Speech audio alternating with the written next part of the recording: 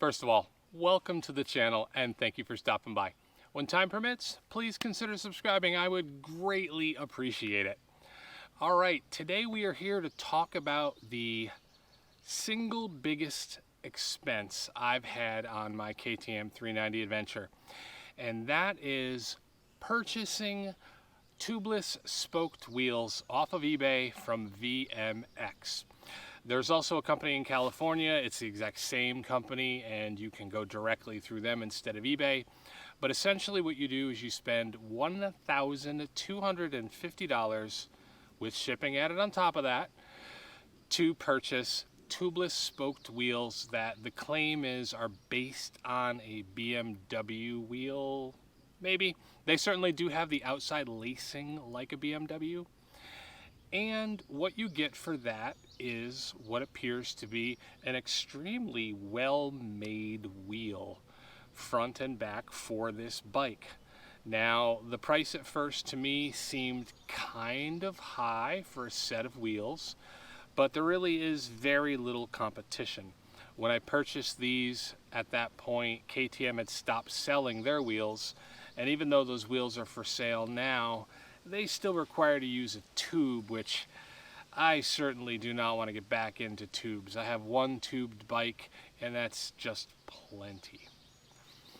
Now, if you have been watching closely, you may see how these wheels are working out for me, in that the front wheel is on the bike, the back wheel is not on the bike.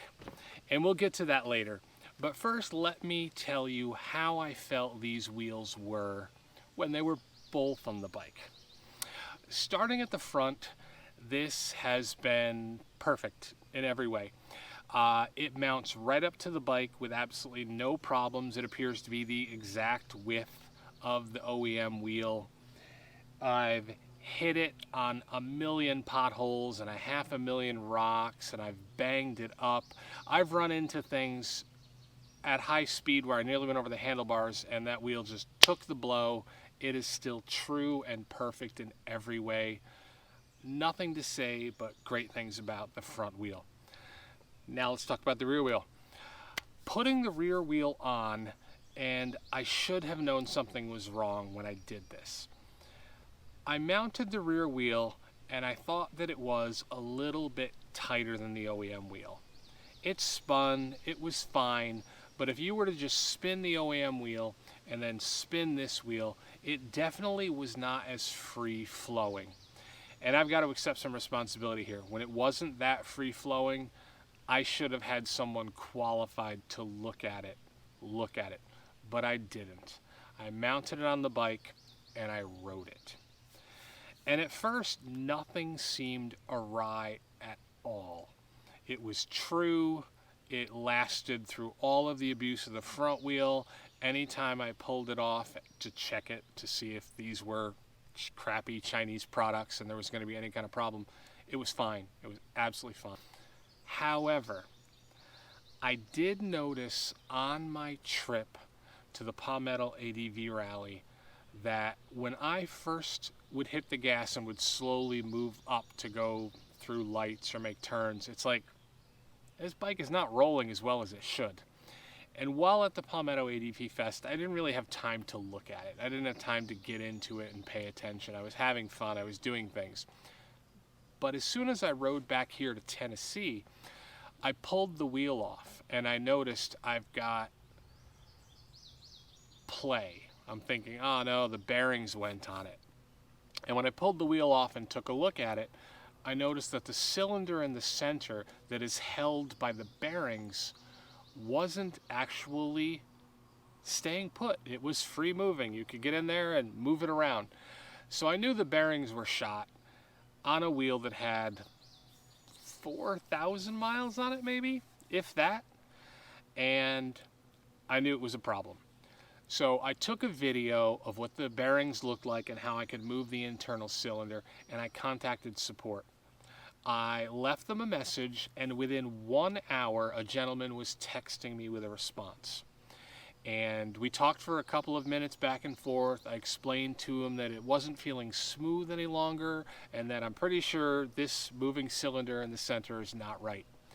He asked for a video. He got the video of that, sent it off to the technician, he said.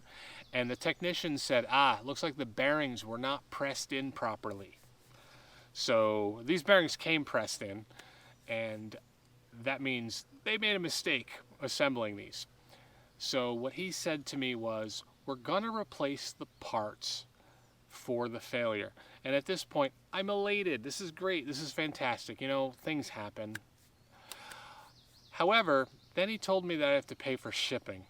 And I was thinking shipping from their business in California, but apparently that's just like a P.O. box, because I had to pay for shipping from China. So, in case you're curious as to what 4 bearings and 2 spacers, one of which is made of plastic, cost to ship from China, it's $70.